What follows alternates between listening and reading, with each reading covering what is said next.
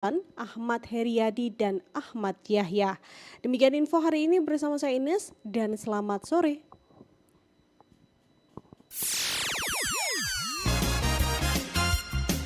Info hari ini.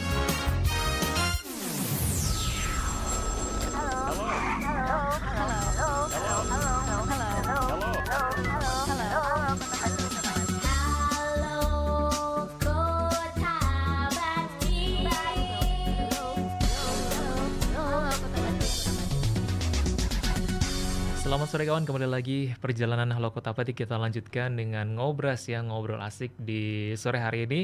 Ada kawan spesial yang hadir di studio seperti tadi yang sudah Anto sempat beberkan ya. Sore hari ini kita ngobrol bareng Mas Eko Susanto, ini sahabat teknologi yang bakalan ngobrolin tentang Pindai Semar. Apa ini ya Pindai Semar? Apakah memindai para ponokawan ya, Semar, Petruk, Gareng, Bagong gitu, atau seperti apa? Langsung aja kita sapa ya, Mas Eko Susanto. Assalamualaikum, selamat sore Mas. Waalaikumsalam, selamat sore juga Mas. Iya, ini karena masih muda saya manggilnya Mas ya. Padahal beliau ini adalah seorang guru, betul ya Mas Ya Eko? betul, Guru di SMA Negeri 4 Pekalongan. ngajarnya apa nih Mas Eko? Kalau saya sendiri ngajar sejarah. Ngajar sejarah. Sejarah. Wih, keren. Anak muda yang ini ya mendalami bidang sejarah gitu. Masa lalu. Masalah. Nah itu ada yang bilang masa lalu biarlah jadi masa lalu. Nah, Itu lambangnya. masa lalu selalu aktual sebetulnya ya. Oh gitu ya. Karena semua yang terjadi saat ini ya itu kan hasil dari kegiatan atau proses di masa lalu sebetulnya. Iya. Bahkan ada yang bilang juga sebenarnya kita ini nggak ada yang otentik gitu. Iya betul, kita ini semua hasil copy paste. Hasil copy paste dari masa Benar. lalu gitu. Dari masa lalu, dari orang tua kita kan, dari nenek moyang kita gitu. Jadi apa yang kita lakukan saat ini ya semua dari kegiatan yang sudah dilakukan oleh mereka di masa lalu. Jadi kenalilah masa lalu kalau Anda ingin meramalkan masa depan. Nah gitu ya. itu betul Itu banget. kata siapa ya? Kata-kata yang sering kita dengar juga ya di quote-quote gitu. Tapi kita nggak akan ngobrolin sejarah terlalu panjang kayak gitu ya. Iya, betul. Apalagi sejarahnya mantan gitu. Waduh, nggak. Tidak. Kita akan ngobrolin tentang pendidikan di Indonesia, tentang teknologi, dan ini ada yang menarik sekali, Pindai Semar gitu ya. Kalau saya baca dari yang dikasih kawan Gatekeeper, Pindai Semar ini adalah pembelajaran terintegrasi TIK untuk segmentasi murid gitu ya. Bersama Mas Eko Susanto ini adalah sahabat teknologi. Nah sebelum ke Pindai Semar saya juga penasaran nih, sahabat teknologi 2024. Mas Eko mendapat gelar sahabat teknologi 2024. Ini gelar apa ini Mas Eko, boleh dijelaskan? Ya ini merupakan salah satu program dari Kemendikbudristek. Salah satunya adalah Pembatik namanya, pembelajaran berbasis TIK yang memang kegiatannya ini diarahkan atau disasar untuk guru-guru se-Indonesia. Jadi setiap provinsi itu nanti ada perwakilannya. Oh, Ada levelnya juga dalam kegiatannya. Dari level 1 itu literasi, iya. level 2 implementasi, level 3 kreasi, dan level 4 berbagi dan berkolaborasi. Nah seperti saat ini saya berada di RKB itu merupakan bagian dari berbagi dan berkolaborasi juga. Oh, oke. Jadi kita belajar tentang apa tadi, pembatik itu Pembelajaran berbasis TIK. berbasis TIK gitu, teknologi informasi dan komputer ya, TIK Ya, itu ya. komunikasi. Oh, komunikasi. Iya. Ya kan, jadi ini ya, kalau tidak dibenarkan atau tidak didatangkan langsung narasumbernya bisa salah paham ya. TIK itu teknologi informasi dan komunikasi. Tentu di dalamnya komputer juga termasuk gitu ya, device yang selalu dipakai. Dan ini mendapatkan gelar sahabat teknologi 2024 kayak gitu. Ini berarti dari hasil capaian apa ini Mas? Kenapa dapat gelar ini? Jadi kita setiap level itu memang ada pre-test, ada post-test, dan ada tugas yang harus dituntaskan. Dan itu juga ada due date-nya ya, ada batas waktu yang harus kita lakukan. Iya. Jadi sistemnya sistem gugur. Setiap level nanti akan terseleksi ya, ibarat seleksi alam ya. Nanti guru-guru itu dari puluhan ribu awalnya terus menjadi per provinsi itu 30 guru yang akhirnya nanti akan maju menjadi 5 besar dibawa ke provinsi. setelah itu dipilih terakhir menjadi duta teknologi. Berarti ini masih proses menuju duta teknologi Ya, gitu ya. tinggal 2 step lagi mungkin ya. Kita doakan lah mudah-mudahan Amin, nanti amin ya rabbal bisa alamin. jadi duta teknologi. Levelnya berarti duta teknologi Jawa Tengah atau nanti ke nasional gitu, Mas? Jadi tiap provinsi kan nanti ada satu orang dan itu mewakili provinsinya. Iya. Berarti untuk saya untuk menjadi duta teknologi Jawa Tengah Mhm. 2024 gitu. Masih akan dilanjut ke nasional atau gimana tuh Nah, tahapannya? itu nanti kita bukan ke nasional, itu sudah jadi bagian dari nasional dan nanti Oh, akan dikumpulkan. iya. Jadi 34 provinsi yang tersebar di Nusantara ini semua punya perwakilannya gitu, punya dutanya. Oke. Berarti ini adalah duta teknologi Indonesia untuk Jawa Tengah, Ya, kayak gitu betul ya betul. misalnya ya. Wah, keren. Ini duta teknologi gitu ya. Jadi ini memperkenalkan produk-produk teknologi terbaru, HP terbaru, panci apa gimana? Oh, bukan, kita bukan sales gitu ya, kita. bukan sales ya. Kalau Apa nih? sales elektronik ya mungkin kita Mungkin nanti nawarin Magicom gitu ya. teknologi. Nawarin panci gitu. Heeh. Enggak, jadi kita karena memang unsurnya dari guru pengajar, jadi Iya. kita itu memanfaatkan teknologi yang ada, yang sudah ada seperti AI, terus juga aplikasi Quizzes dan lain-lain itu untuk menunjang pembelajaran yang lebih menarik bagi siswa di sekolah gitu. Jadi kita di sini punya mungkin ada keahlian dalam pengembangan media pembelajaran gitu. Dan memanfaatkan teknologi AI tadi untuk pembelajaran di kelas gitu. Artinya ketika Mas Eko Susanto ini sampai kemudian mendapat gelar sebagai sahabat teknologi nih ya, menuju duta teknologi, ada sesuatu gitu ya yang juga dibuat ini oleh Mas Eko Susanto, dan itulah Pindai Semar ini berarti. Ya, kalau Pindai Semar sendiri itu judul kegiatan, dan di situ secara umum memang kita mengarahkan pembelajaran yang berbasis TIK. Kalau untuk kemarin di level 3 sendiri itu kan memang level yang akhirnya menggugurkan banyak peserta karena di situ ada level kreasi. Oh, kirain level 3 agak pedes gitu. Ah iya benar. Udah kayak makan seblak ini. Banyak yang gugur ini ya, banyak yang kuat. gugur karena kepedesan kayaknya. Iya. Nah, ya karena ternyata waktu di kreasi itu kita memang diminta untuk membuat suatu produk media pembelajaran yang benar-benar inovatif gitu ya. Memanfaatkan teknologi yang ada. Kalau saya kemarin di level 3 membuat video pembelajaran. Video pembelajaran. Video pembelajaran. Ada juga yang membuat MPI. MPI itu multimedia pembelajaran interaktif. Ada juga yang buat audio. Jadi ini untuk menunjang gaya belajar siswa sebetulnya. Kalau di kurikulum Merdeka kita mengenal ada model diferensiasi pembelajaran. Jadi di dalam diferensiasi pembelajaran sendiri itu nanti mengenal 3 gaya belajar. Ada yang visual, ada yang auditori, ada yang kinestetik. Nah, dengan media yang kita buat ini bisa mengcover 3 gaya belajar siswa ini tadi gitu. Oh, oke. Gaya belajar nanti dengan TIK ini nanti bisa ini ya, lebih sesuai lagi. Nanti muridnya atau siswanya ini dia lebih cenderung pakai model gaya belajar yang mana. Ya. Nah, ini disediakan ini gitu ya, model Kita pembelajarannya. fasilitasi gitu. Difasilitasi. Sebagai seorang guru, kalau di kurikulum Merdeka juga kan kita bukan sebagai teacher center ya. Jadi lebih difokuskan kepada student center. Oke. Kita hanya mengarahkan, hanya memfasilitasi, untuk eksekusi lebih banyaknya nanti di siswa gitu. Jadi langsung belajar dengan melakukan gitu Iya, ya. benar. Learning by doing, Iya, learning betul by sekali. experience yang dilakukan oleh kawan-kawan dengan kurikulum yang sekarang ini gitu ya. Nah, tadi kenapa milihnya ke video pembelajaran? Mungkin ada alasan tersendiri, Mas Eko? Ya, karena saya lebih sering sih menggunakan video pembelajaran untuk penunjang ya, media pembelajaran di kelas gitu. Dan lebih sering juga buatnya media dari video gitu, video pembelajaran. Tapi untuk saat ini memang saya juga sedang mempelajari MPI, pembuatan multimedia pembelajaran interaktif. Itu bisa pakai Canva. Mungkin kalau Canva kan udah banyak ya yang tahu. Iya, betul. Bisa pakai Genially juga. Bisa pakai Articulate juga. Jadi banyak sebetulnya website penyedia pembuatan media pembelajaran yang bisa dimanfaatkan oleh guru gitu. Jadi tidak hanya sistem apa namanya ya, klasik Sistem gitu ya, sistem klasik. iya, sistem klasik gitu. Jadi tidak hanya sistem klasik, tapi kita bisa memanfaatkan media itu untuk lebih interaktif gitu. Dan siswa juga kan apalagi sekarang didominasi gen alpha ya. Udah gen alpha ya? Gen alpha, gen Z, gen alpha. Iya, Nah, itu kan juga lebih erat, lebih dekat dengan HP, teknologi gitu. Jadi daripada mereka lihat HP itu hanya untuk TikTokan atau Instagraman atau yang lain-lain, mending medianya atau alatnya itu dimanfaatkan untuk pembelajaran juga gitu.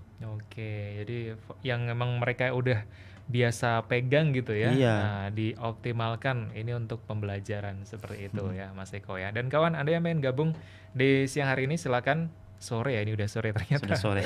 Silakan di 0855420912 atau melalui line telepon juga boleh ya di 0285 ya. Silakan Anda bergabung, mau tanya-tanya juga silakan ya. Ini sudah ada bergabung tapi nanti kita akan sapa. Kita jeda sejenak, Mas Eko, izin ya kita ikuti beberapa informasi dulu berikut ini kawan. Nanti kita kembali lagi di Ngobrol Asik sore hari bareng kawan Eko Susanto ya dari Sahabat Teknologi.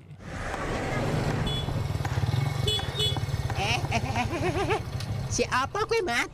Lah kiye sih weruh dhewe, sik masang spanduk. Masang spanduk kuwi wis ana ijine durung. Tak kandhani ya. Masang spanduk kuwi ora angger masang othok. Ana aturane juga. Ora dipaku ning wit-witan kaya kuwi ra.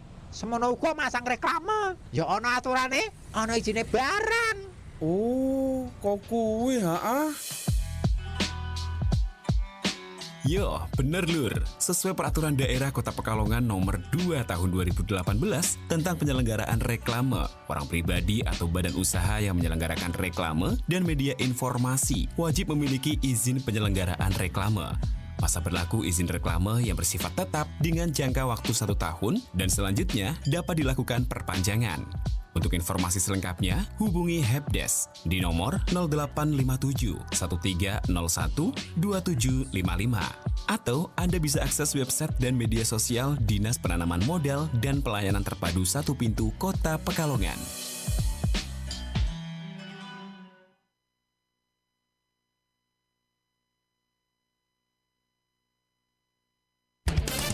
FM 91,2 Radio Kota Batik.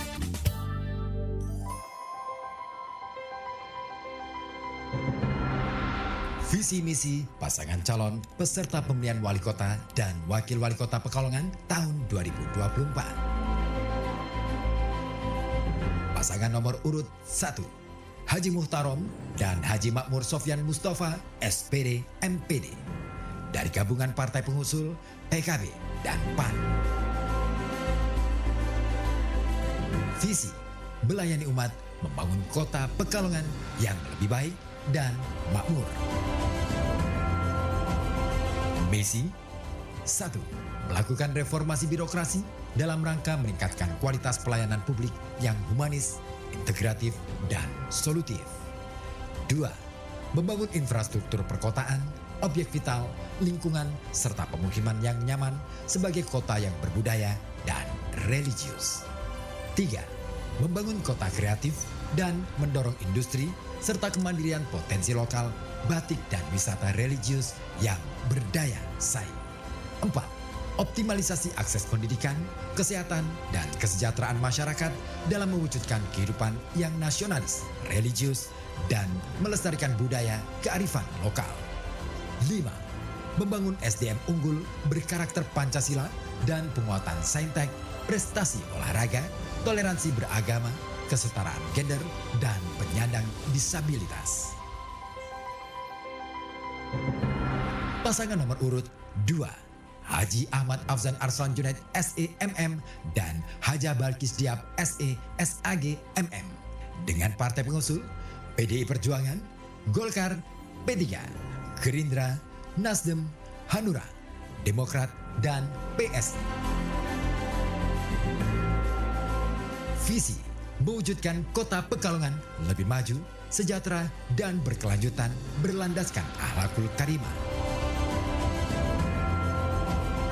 Misi 1. Menjunjung tinggi hukum dan hak-hak rakyat dengan mewujudkan tata kelola pemerintahan yang transparan, akuntabel, kolaboratif, dan sinergis sesuai dengan Pancasila dan Undang-Undang Dasar 1945. 2. Meningkatkan akses dan kualitas pendidikan di semua jenjang secara merata. 3. Meningkatkan kualitas kesehatan dan mewujudkan jaminan pelayanan kesehatan masyarakat. 4. Membangun infrastruktur yang berkelanjutan dan ramah lingkungan. 5. Meningkatkan layanan untuk mewujudkan kesejahteraan masyarakat. 6. Membangun kemandirian ekonomi daerah berbasis sumber daya lokal. 7. Mengembangkan dan melestarikan budaya lokal. 8. Meningkatkan keamanan dan kondusivitas wilayah. 9. Mewujudkan pengelolaan lingkungan yang bersih dan berkelanjutan. Ingat, Rabu 27 November 2024 datang ke TPS. Mari sukseskan pemilihan wali kota dan wakil wali kota Pekalongan, serta pemilihan gubernur dan wakil gubernur Jawa Tengah 2024.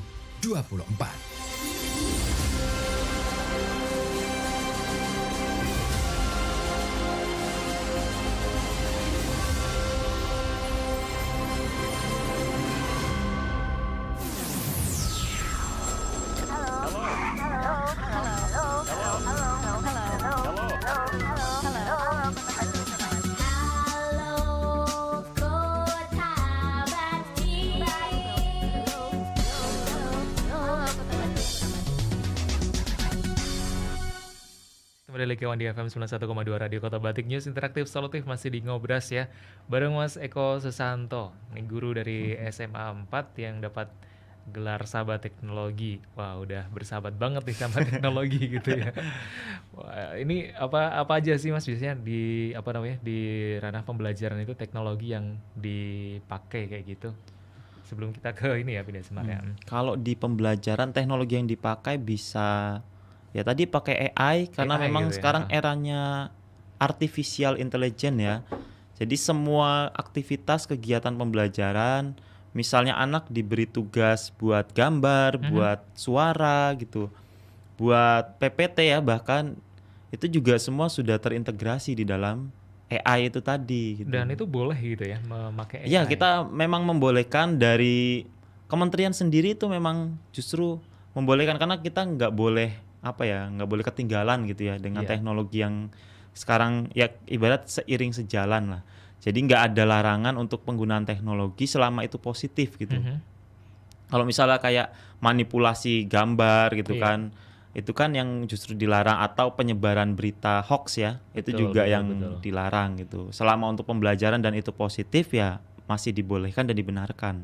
Oke, kalau kaitannya sama ini plagiasi segala macam itu kalau lewat dia kan menggunakan AI, nggak bisa dibilang plagiasi juga kalau kayak gitu ya? Iya, kalau plagiasi juga sebetulnya ya memang ada ya, tetap kita beri penilaian khusus tersendiri gitu. Walaupun pakai AI juga tetap harus mengindahkan unsur-unsur itu tadi, nggak boleh sama ya. Jadi antar satu siswa atau peserta didik dengan yang lain itu berbeda tetap. Oke. Dan mungkin ini juga ya, ketika prompt-nya itu atau perintah yang dikasihkan itu kan bahasanya mungkin dari satu anak dengan anak yang lain akan berbeda gitu ya. Bisa jadi nanti hasilnya juga berbeda. Iya. Kadang juga munculnya sama gitu. Oh, gitu. Misalnya prompt beda tapi muncul sama, mungkin karena memang sistem di dalam clouds-nya sendiri itu sudah tersimpan data. Jika kita tulis prompt ini atau perintah ini, maka akan muncul kata-kata itu gitu. Walaupun kata-katanya mungkin ada perbedaan, tapi secara garis besar itu sama gitu. Kalau saya lihat ya sejauh ini, itu tetap ada kesamaan gitu. Nah, itu gimana tuh menanggulanginya tuh biar anak-anak itu juga lah kok sama semua nih. Nah, itu tadi berarti tetap gitu ya. Secara konvensional itu juga harus diedit lagi gitu. Walaupun sudah dapat ini garis besarnya seperti ini, anak-anak mungkin sudah terarahkan pola pikirnya nanti yang akan saya tuliskan seperti ini. Jadi tetap harus edit lagi secara manual gitu sebetulnya, agar menghindarkan dari kesamaan atau plagiasi itu tadi. Jadi struktur dan kontennya itu udah tahu ini yang mau disajikan, Iya. tinggal penyajiannya itu harus ada sentuhan-sentuhan Nah itu tadi. manusianya Memang gitu kalau ya. AI itu bisa membuat secara otomatis, tapi mungkin secara perasaan ya atau feel itu nggak bisa dibuat gitu. Tetap unsur dari kita sendiri sebagai manusia terlibat di dalamnya gitu. Human touch gitu ya. Human touch-nya harus Ada ada. sentuhan manusianya Iya. kayak gitu. Dan kalau tentang tadi pindai semar gitu ya. Pindai semar ini berarti apa secara sederhananya, Mas Eko? Bukan alat pemindai ya sebetulnya. Bukan alat pemindai Ini ya? sebetulnya hanya akronim Oke. dari sebuah media yang saya buat, karena itu tadi sebagai bagian dari tugas akhir kita guru dalam kegiatan pembatik itu membuat di level kreasi ya, di level 3 itu membuat media pembelajaran. Nah, kalau saya kemarin memang buat video pembelajaran, tapi berhubung di level 4 ini harus diimplementasikan lagi ke siswa. Iya. Nah, itu videonya masih belum relevan karena itu dipakai untuk semester 2 sebetulnya. Nah, ini kan masih semester 1. Betul. Jadi saya akhirnya buat lagi MPI, multimedia pembelajaran interaktif, karena saya juga ini kan sebagai Laskar Rempah ya. Dan di dalam pembelajaran sejarah itu relevan gitu. Ada materi tentang jalur rempah, masa praaksara. Nah, ini akhirnya saya integrasikan status saya sebagai Laskar Rempah dan juga pembelajaran. Akhirnya saya bisa ikut mensosialisasikan kembali gitu jalur rempah agar anak-anak bisa paham bahwa warisan budaya mereka itu tidak hanya kalau yang kita kenal mungkin jalur sutra ya, milik Tiongkok. Nah, kita sendiri negara kita itu punya jalur rempah gitu yang perlu kita banggakan. Bahkan Kota Pekalongan sendiri itu merupakan bagian dari tempat atau singgahnya para pedagang masa lalu gitu. Oh gitu. Jadi kan sepanjang Pantura ini pantai Iya. utara ya, otomatis kan kalau pedagang dengan kapal pasti singgahnya di wilayah pesisir dong. Betul. Nah, di Kota Pekalongan ini jadi bagian dari singgahnya para pedagang itu tadi. Dibuktikan dari adanya 3 etnis ya yang tinggal berdampingan di Kota Pekalongan. Ada etnis Arab, Oh iya. Tionghoa, dan juga pribumi sendiri Jawa gitu. Dan di sini bisa kita lihat juga kalau jalur rempah sendiri kan ada 5 pilar sebetulnya. Ada pilar histori sendiri, kriya dan wastra, kuliner, ramuan dan obat, serta seni budaya. Nah, kita bisa lihat dari kriya dari wastranya sendiri di Kota Pekalongan, kain batik. Iya. Corak batik Pekalongan itu kan warnanya cerah ya. Betul. Nah, warna cerah ini sebetulnya mengadopsi dari budayanya Tionghoa gitu. Nah, itu kan berarti ada akulturasi budaya di situ. Ada percampuran Dan gitu ya. benar, percampuran, dan semua hal yang kita alami, kita hadapi sehari-hari itu bagian dari jalur rempah. Kayak kuliner, sego megono, terus juga tauto, itu kan juga ada akulturasi budaya sebetulnya. Iya, betul. Jadi di sini yang saya tekankan sebetulnya tidak hanya media pembelajarannya aja, tapi disinkronkan juga dengan materi pelajaran sejarah. Tidak hanya tentang masa lalu, tapi juga bisa dikaitkan kontekstual saat ini gitu. Jadi dari jalur rempah bisa kita arahkan anak-anak bahwa jalur rempah itu nggak hanya tentang masa lalu gitu. Bahkan saat ini yang kalian konsumsi sehari-hari itu merupakan bagian dari jalur rempah gitu.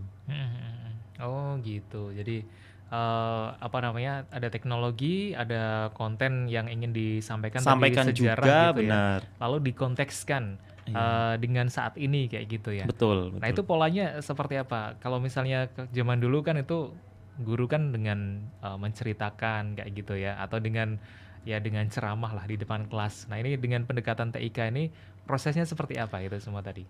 Tetap kita awalnya mengapresiasi ya,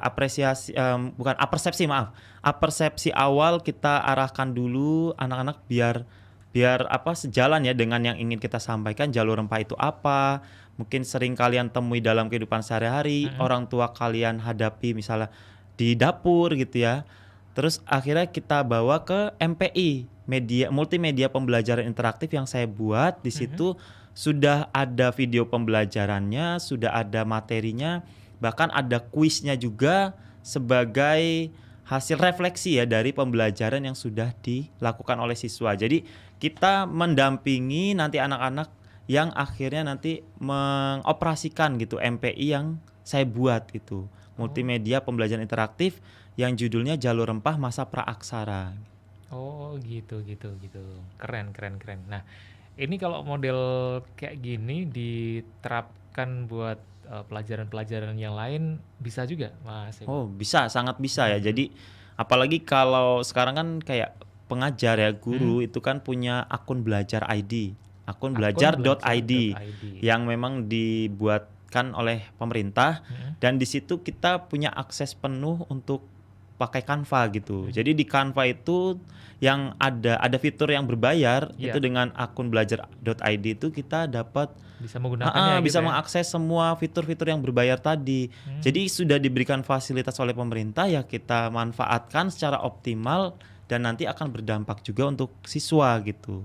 Jadi seperti itu sebenarnya. Ini buat Anda kawan ya mungkin kalau misalnya anak-anak sekolah sih kayaknya saya tahu semua ya, tapi ini kan kita yang dengerin ini juga ada yang lagi jahit, ada yang lagi membatik dan seterusnya. Jadi Canva itu adalah salah satu aplikasi begitu ya? Iya betul. Sederhananya apa itu Canva ini? Kalau Canva itu kan aplikasi desain ya sebetulnya. Mungkin ada yang berpikiran orang-orang yang pakai Canva itu bukan terhitung sebagai desainer ya atau desain grafis gitu. Padahal ya dengan adanya Canva ini justru malah memudahkan gitu. Bahkan ya kita juga sebetulnya nggak yang maksudnya menerima secara mentah-mentah gitu aja gitu aplikasi fitur-fitur yang ada di Canva, elemen yang ada di Canva, kita juga tetap harus pakai feel gitu ya untuk buat suatu desain, suatu model atau media pembelajaran tetap harus kita pikirkan gitu desainnya seperti apa, kira-kira cocok atau enggak nih dengan tema yang mau kita angkat dalam pembelajaran kita gitu. Jadi tetap ada feel lah gitu, tidak hanya misal harus pakai Photoshop gitu atau misalnya pakai After Effects gitu kan untuk ngedit, tapi pakai Canva ini juga kita ya secara tidak langsung juga kita menjadi desain grafis gitu sebetulnya. Betul. Jadi dimudahkan kayak gitu ya. Iya, dimudahkan dengan elemen yang sudah tersedia sebetulnya. Betul. Dan itu kayaknya sudah menggunakan teknologi AI juga. Iya, gitu sudah ya, terintegrasi Canva dengan AI juga.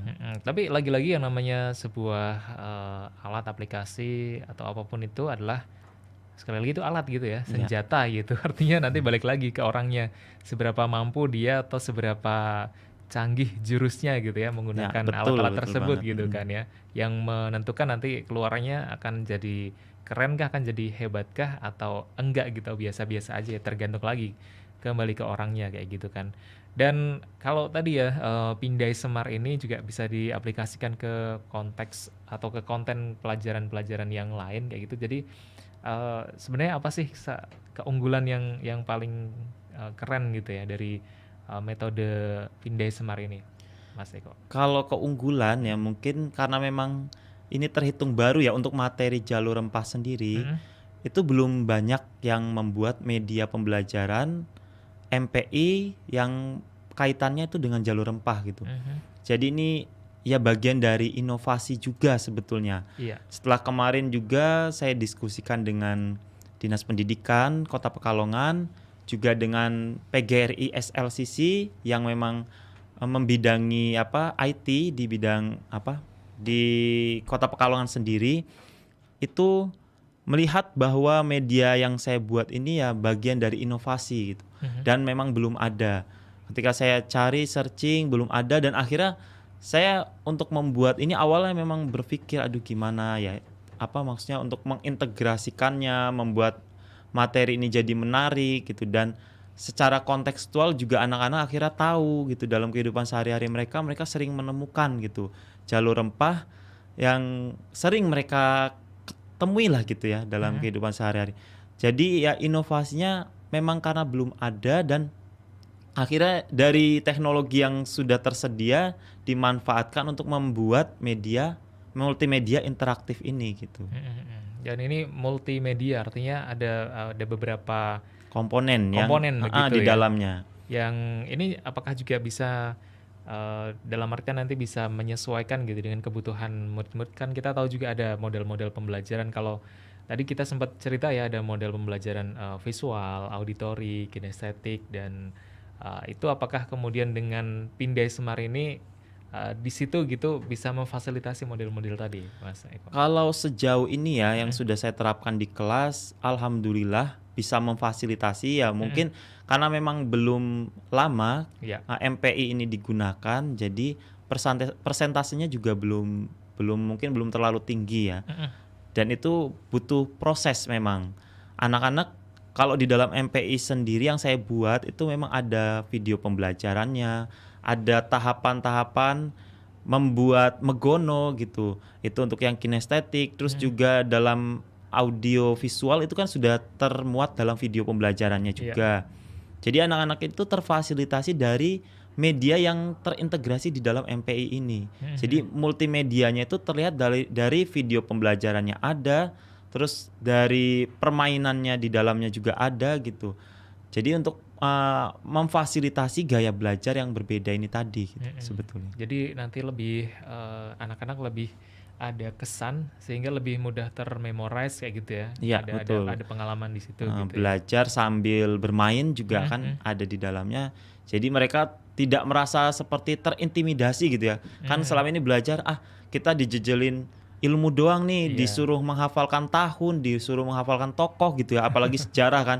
Udah mumet misalnya ada masalah di rumah atau PR dari pembelajaran dari mata pelajaran yang lain gitu. Terus akhirnya anak-anak jadi males gitu ya untuk belajar.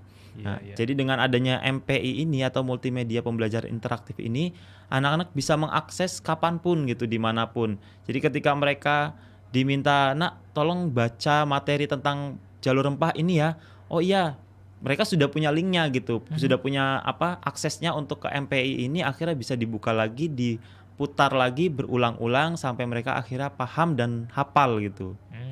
Oke. Jadi menarik sekali kawan ya.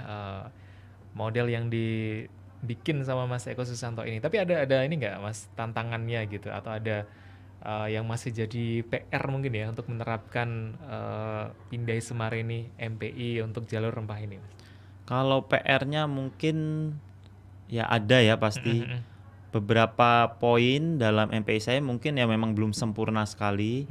Jadi saya pinginnya itu ya memang mendesain sendiri ya, karena elemen yang ada di dalamnya itu saya dapatkan memang dari Canva, dari Geniali. Jadi mungkin ada rasa belum puas gitu ya. Pengen mendesain sendiri. Sebetulnya ada sih kayak aplikasi yang kita bisa mendesain karakter sendiri atau mungkin item sendiri, elemen sendiri gitu, dan akhirnya itu bisa jadi nilai kepuasan gitu bagi kita sebagai pengembang. Tapi ya itu tadi namanya sudah disediakan, sudah difasilitasi, ya kita manfaatkan yang ada dulu. Nanti selama prosesnya kita belajar lagi, kita kembangkan lagi gitu. Ya untuk sebuah karya kayak emang nggak ada kepuasan gitu ya. Iya, pengennya betul. lebih baik lagi. Pengen gitu, yang lebih sempurna lagi, walaupun mungkin ya mungkin yang kita buat masih ada kekeliruan atau kesalahan, tapi ya itu tadi sebagai bahan refleksi juga ketika kita sudah lemparkan ke audiens atau ke anak-anak, mereka memberikan masukan-masukan gitu yang positif atau yang membangun, akhirnya menjadi pertimbangan buat kita juga untuk memperbaiki yang sudah kita buat. Tapi ini aja kayaknya udah keren banget ya. Tapi kita tetap akan menunggu juga sih nanti inovasi-inovasi atau pengembangan selanjutnya dari MP ini. Dan saya juga sebenarnya pengen tahu juga karya sekeren ini itu prosesnya seperti apa kawan ya, untuk sampai tercipta karya yang dibikin sama Mas Eko Susanto ini. Nanti kita akan ngulik lebih dalam lagi kawan, masih di Ngobras. Nanti kita kembali lagi di FM 91,2 Radio Kota Batik, News Interaktif Solutif. Bagi Anda nasabah PT BPR BKK Kota Pekalongan bisa mendapat kesempatan untuk memenangkan hadiah melalui gebyar undian tabungan dan deposito sebagai wujud apresiasi atas kepercayaan masyarakat Kota Pekalongan dan sekitarnya. Dengan hadiah utama sepeda motor Honda Vario 160, motor listrik Unify 33 S Pro, sepeda listrik Solo SG10. Selain itu, masih ada beberapa hadiah lainnya seperti TV, lemari es 1 pintu, mesin cuci, sepeda gunung, kipas angin, air fryer, dan masih banyak hadiah menarik lainnya. Acara pengundian tabungan dan deposito akan dilaksanakan pada hari Sabtu 23 November 2024 di Hotel Davam Pekalongan dan disiarkan langsung melalui kanal YouTube Batik TV Official.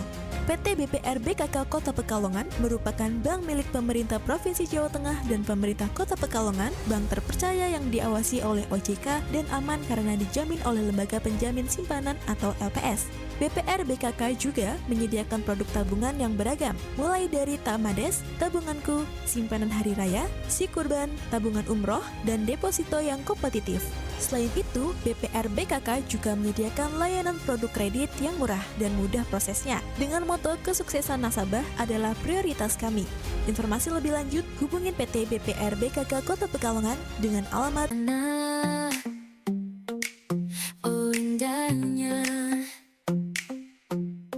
bersama kita. Hayo, berkunjung ke Pantai Pasir Kencana Kota Pekalongan. Tunggu apa lagi? Selain tempatnya nyaman, di sana juga banyak wahana permainan yang disiapkan. Serta ada harga khusus untuk anak-anak ataupun pelajar. Hanya dengan menunjukkan kartu pelajar.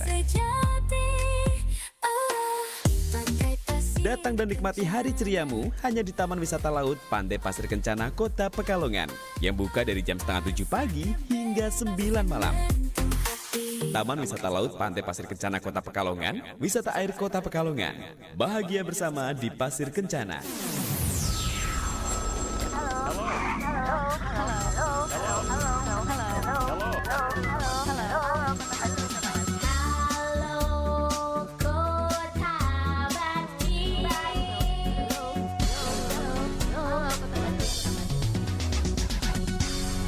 Masih di FM 91,2 Radio Kota Batik, News Interaktif Solutif. Masih di Ngobras ya, ngobrol santai di sore hari ini bareng Mas Eko Susanto, sahabat teknologi, kawan yang mengenalkan ya, ini Pindai Semar. Pindai Semar adalah pembelajaran terintegrasi TIK untuk segmentasi murid. Ini maksud segmentasi murid itu maksudnya gimana, Mas? Ya, segmentasi itu nama lain dari diferensiasi sebetulnya. Jadi ya biar saya saya dapat akronimnya aja sih sebetulnya. Oh gitu, iya. Ini kan biar orang-orang itu mudah mengingat itu dari suatu akronim ya, kata-kata yang unik, kata-kata yang lucu. Terus akhirnya saya pilih Pindai Semar aja deh gitu. Tapi untuk mengintegrasikan yang tadi diferensiasi dengan kata-kata ini apa ya yang cocok gitu. Ternyata ada sinonimnya gitu, segmentasi itu tadi. Gitu ya. Artinya ini pembelajaran TIK untuk diarahkan untuk murid gitu ya. Iya, betul. Baik. Dan kita sapa tadi ada kawan Lydia di Pringlangu. Ini tanya nih, adakah pelatihan guru dalam menerapkan pembelajaran yang terintegrasi TIK yang responsif bagi murid itu gitu ya. Bagaimana pembelajaran ini dapat membantu murid dengan kebutuhan khusus dalam proses belajar mereka? Oh iya, ini gimana nih untuk anak yang ABK gitu ya. Inklusi berarti inklusi, ya. Sebetulnya di kurikulum Merdeka itu sekolah umum juga berhak ya. Maksudnya anak-anak yang berkebutuhan khusus itu juga berhak mendapatkan pendidikan seperti anak-anak pada umumnya. Jadi mereka bukan ditempatkan di SLB aja gitu. Kalau misalnya selama mereka punya daya nalar yang bagus gitu, misal hanya kurang di fisik atau apa gitu, itu masih bisa diterima. Nah itu yang termasuk juga inklusi sebetulnya. Terus akhirnya pendidikan yang inklusi itu sebetulnya ya tadi sudah difasilitasi oleh pemerintah gitu ya. Jadi untuk mensiasatinya ya mereka bisa kita arahkan dan harus ada program dari sekolah punya kebijakan sendiri untuk jika sekolah itu siap menerima siswa inklusi berarti dia juga siap untuk menyediakan guru khusus gitu. Dan juga fasilitasnya gitu ya. Juga harus menunjang, misal kayak toiletnya, terus juga tempat ibadahnya gitu. Jadi memang harus disesuaikan juga, nggak sembarangan gitu. Kalau secara umum yang kita temui memang masih ada beberapa sekolah yang menerima, tapi fasilitasnya belum memadai. Karena memang untuk pengadaan fasilitas itu juga butuh perencanaan yang baik gitu ya. Maksudnya kita Betul. harus mengajukan dulu Iya. ke pemerintah di ACC atau enggak, itu kan juga butuh proses dan waktu gitu. Enggak bisa Betul. tiba-tiba kita mengajukan langsung disetujui gitu, Di enggak. ACC gitu ya.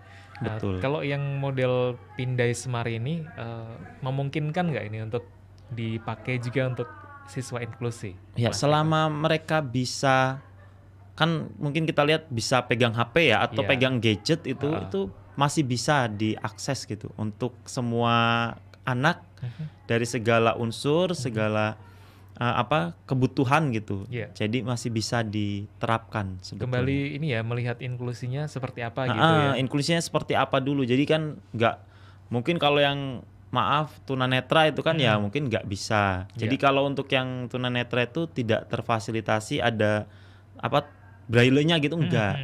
Jadi ya tergantung dia, kalau misalnya masih bisa melihat, Iya. masih bisa merasa gitu ya bisa sih untuk mengakses MPI yang saya buat ini gitu. Wah, kayaknya itu bisa jadi ide juga itu Mas ke depannya.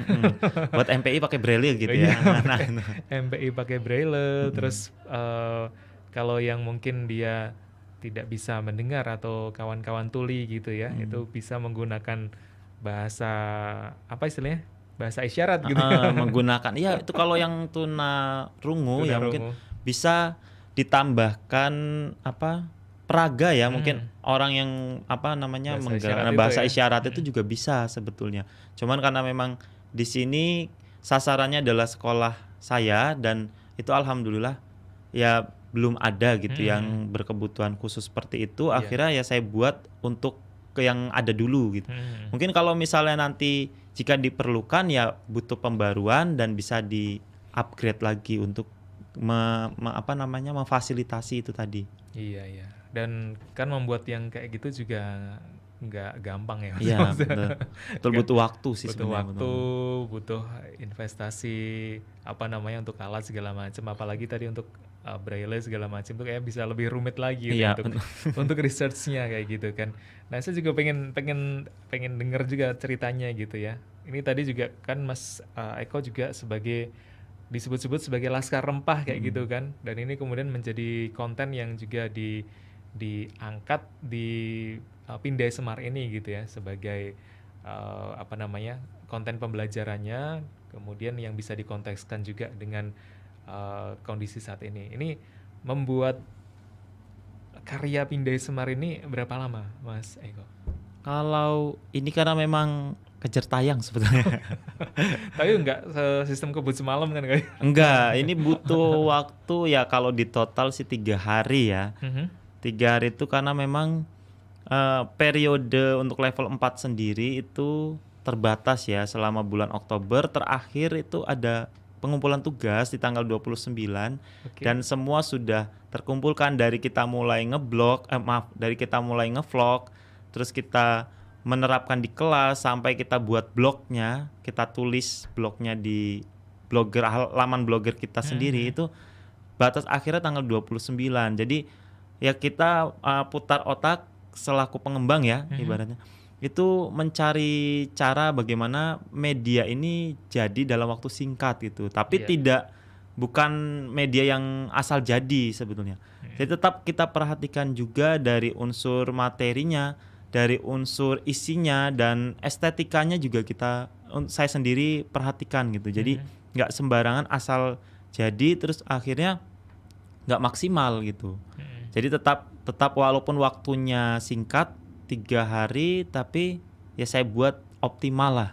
Mungkin nanti kalau ada pembaruan, ada masukan dari rekan guru, dari siswa, itu nanti bisa menjadi penyempurnaan kembali dari media yang saya buat gitu. Oke, 3 hari, tapi keren banget ya 3 hari bisa bikin kayak gini, dan ini masih berproses ya sampai ke nanti bahasanya dikumpulkan atau disubmit gitu ya di tanggal 29 Oktober ya, sebentar lagi kawan. Nah, tadi jalur rempah gitu ya yang dipilih sebagai konten yang kemudian diangkat di Pindai Semar ini. Cerita di balik itu apa nih, Mas? Kalau jalur rempah ya tadi karena memang saat ini saya menyandang status juga sebagai Laskar Rempah. Nah, itu apa sih Laskar Rempah ini, saya tertarik. Jadi kita waktu bulan, jadi setiap Laskar Rempah sendiri itu mulai ada 2021. 2021. Rekrutmennya. Tapi karena berhubung 2021 itu pandemi, jadi kegiatan dilakukan virtual. Nah, terus berlanjut pasca pandemi itu tetap ada rekrutmen. Itu seleksi waktu itu juga seleksinya di daerah. Kalau yang saya kemarin 2024 itu langsung seleksi nasional. Jadi kita dipilih itu kemarin ada sekitar 600 peserta yang mendaftar dan yang terpilih hanya 75 orang. Dari berbagai se-Indonesia itu. Ada dari influencer, ada dari penggiat budaya, ada juga dari media lokal, media nasional yang terlibat juga. Dari unsur guru itu hanya sekitar paling 2%. Karena memang kalau dilihat kan kita kemarin juga tetap ada seleksi ya. Seleksi kita buat esai, buat video perkenalan diri, portofolio CV yang kita lampirkan itu kira-kira sesuai nggak dengan yang mereka inginkan, dengan pihak panitia penyelenggara buat itu. Kira-kira masuk nggak nih ke kriterianya mereka gitu. Ternyata ya alhamdulillah waktu itu memang sempat gagal sih di tahun 2023. Karena memang waktu itu proses rekrutmennya itu agak cepat, singkat gitu. Dan yang dipilih hanya sekitar 10 kalau nggak salah 10 atau 15 peserta dari se-Indonesia. Nah, itu gagal ya, memang sempat kecewa, tapi dari kegagalan itu dan ini akhirnya jadi cerita juga gitu. Oh, ini toh yang namanya kegagalan, dan akhirnya bisa menjadi motivasi buat saya sendiri dan orang lain ya, yang saya kadang di kelas juga saya ceritakan begini-begini gitu. Terus akhirnya di 2024 Bapak coba lagi, alhamdulillah lolos dan akhirnya mendapat kesempatan untuk bisa berlayar.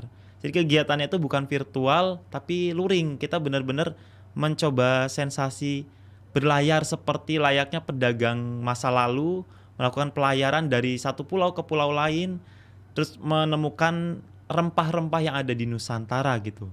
75 orang itu? 75 orang yang kita waktu itu dibagi menjadi 3 kelompok, 3 batch. Jadi ada batch 1, batch 2, dan batch 3. Nah, kebetulan saya dapat di batch 2. Batch 2 itu karena memang di tahun 2024 sasaran utamanya adalah Indonesia bagian Barat. Itu judul dan temanya adalah konektivitas jalur rempah dengan budaya Melayu. Nah, jadi kemarin di batch 2 saya dapat titik singgah pelayaran itu di Dumai, Sabang, Malaka, dan juga Tanjung Uban.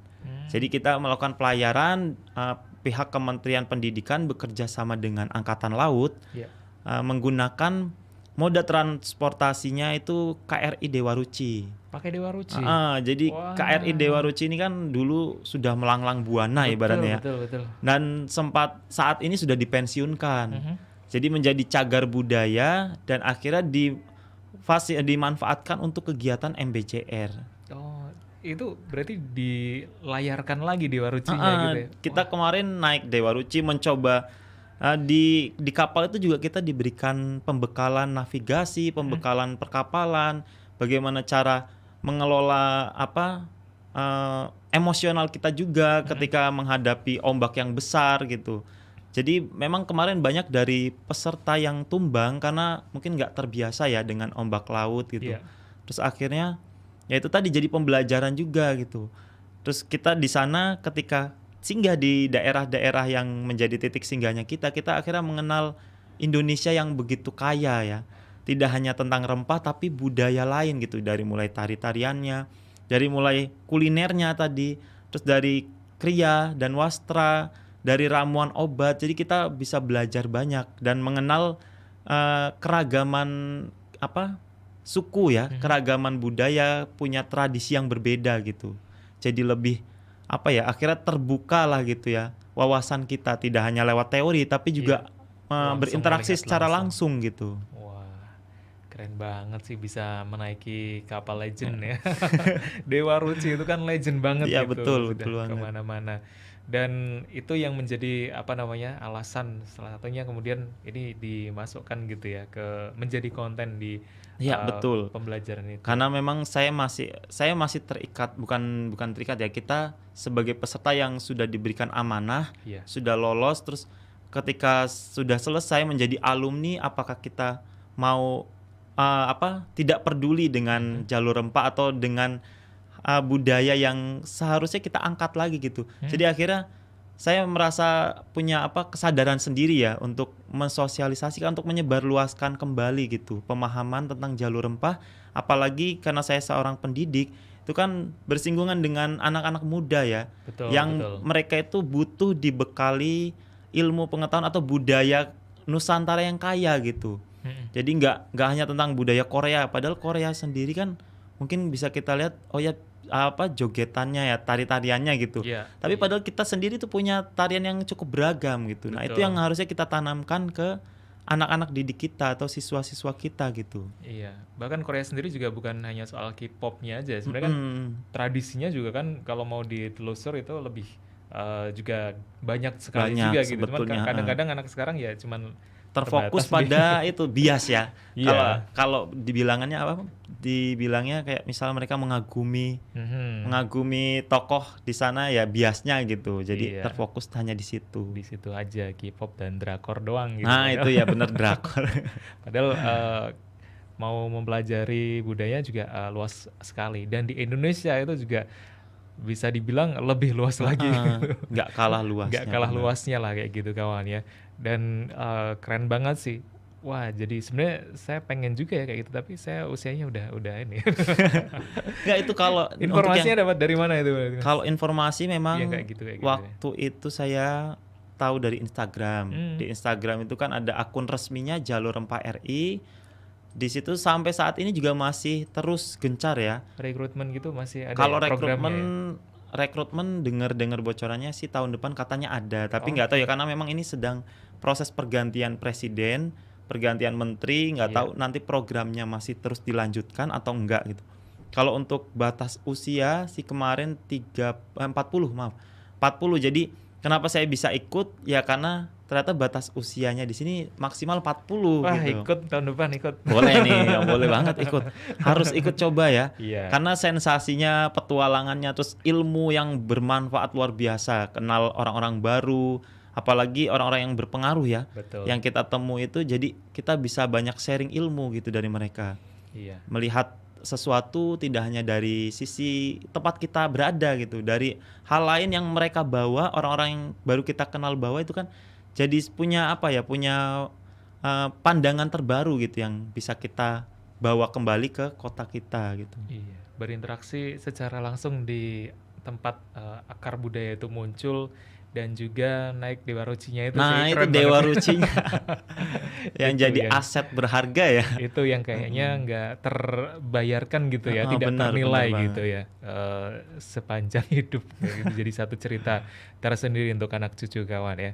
Dan tadi ya kemudian kita balik lagi ke tema tadi ya, Pindai Semar ini kan masih project yang berjalan, artinya ini akan jadi bahan penilaian juga gitu ya nanti sampai Mas Eko Susanto ini mudah-mudahan nanti bisa dinobatkan sebagai duta teknologi gitu ya. Mohon doanya juga.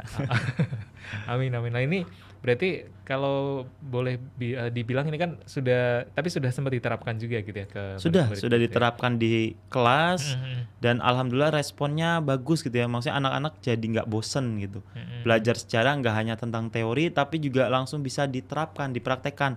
Mereka menemukan dalam kehidupan sehari-hari, sudah dimunculkan dalam MPI-nya, terus memfasilitasi model belajar, gaya belajarnya anak-anak juga yang mungkin sulit kalau dengan hanya mendengar gitu, atau sulit kalau hanya melihat, harus dipraktekkan gitu. Jadi semua sudah terfasilitasi dalam MPI yang dibuat ini. Oke, kalau evaluasi hasil belajarnya udah bisa dilihat belum ini, Mas? Kalau evaluasi memang belum ya, paling kalau secara langsung kayak kuis gitu ya, kuis di kelas itu ya alhamdulillah anak-anak akhirnya ya meningkat sih. Memang kalau sebelumnya juga nggak terlalu signifikan, maksudnya nggak yang terlalu rendah ya. Betul. Maksudnya nilainya tuh ya bagus gitu. Terus ketika diterapkan ya jadi lebih bagus lagi gitu. Akhirnya mereka paham dengan mengakses langsung MPI yang dibuat ini gitu. Paling tidak dari sisi antusias belajarnya itu ya, gitu ya. Betul. Ketika mereka gitu ya. Buka terus mereka lihat oh kayak game gitu ya. Ternyata gamenya itu pembelajaran gitu. Bukan cuman game online ya, Mobile Legend misalnya. Mobile Legend, ya. Tapi pembelajaran yang ada kaitannya dengan sejarah budaya kita gitu, budaya Nusantara. Itu based on aplikasi atau web atau apa itu? Itu website sebetulnya. Website, Jadi ya? kita buat, kita rancang dan sudah tersimpan di cloud-nya. Nanti ketika diakses linknya, terus akhirnya langsung diarahkan ke MPI yang kita buat gitu. Oh, bisa diakses oleh orang umum atau? Bisa. Oh, bisa. Jadi Alamatnya apa nih? Kita coba cek ya. Aduh, kalau alamatnya Atau belum mungkin saya bisa catat. di-share nanti kali ya. Nanti saya share coba. Nanti kita cek juga. Dan ini ternyata udah hampir jam 4 Mas Eko. Jadi kita juga harus segera pungkasi gitu ya. Nggak kerasa ya. Seru banget obrolannya di sore hari ini. Tapi mungkin dari ini kan masih proses yang berjalan gitu. Iya, Tapi betul. mungkin sudah ada pandangan-pandangan ke depan.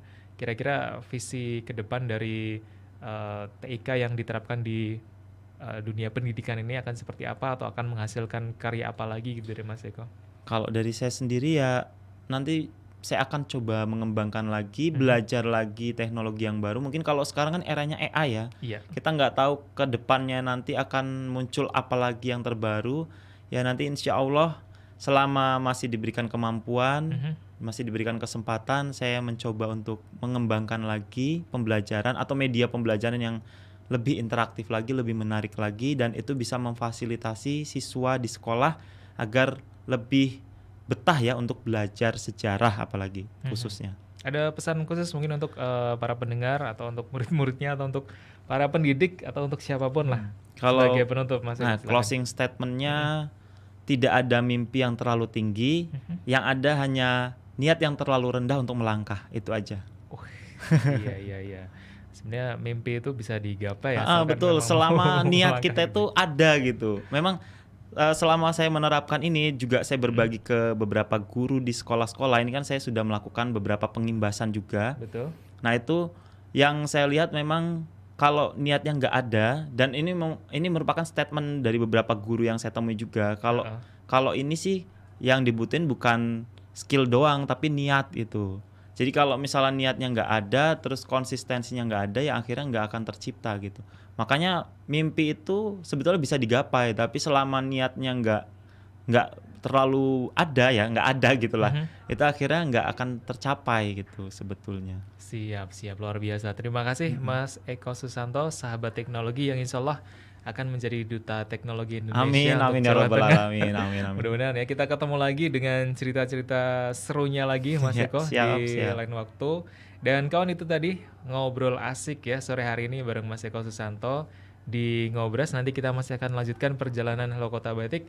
Masih akan temani kawan sampai jam 5 sore nanti, dan kita nanti balik lagi ya. Jangan kemana-mana, masih di FM 91,2 Radio Kota Batik, News Interaktif Solutif. Makasih Mas Eko. Assalamualaikum. Ya, sama-sama.